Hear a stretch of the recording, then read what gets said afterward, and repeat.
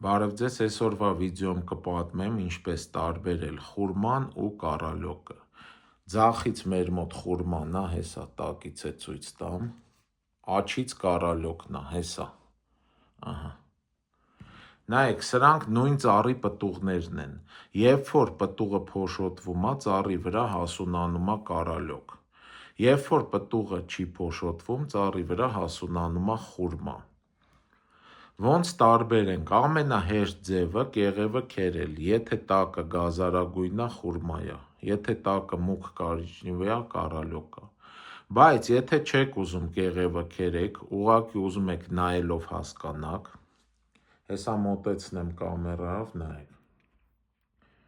Խուրման փայլուն, սենց գլյանցվի ինքը, միագույն բան է, իսկ կարալյոկը ապելսինի պես այսենց տեքստուրա ունի, պարզ երևում է, ու կեղևի տակից այդ իրա մուգ կարիճնիվի գույնը, եթե ուշադիր նայեք, երևում է։ Լրիվ իրանք տարբեր են ուշադիր նայելու դեպքում։ Այս աջ կողմինը կարալյոկն է, իրա տեքստուրայով։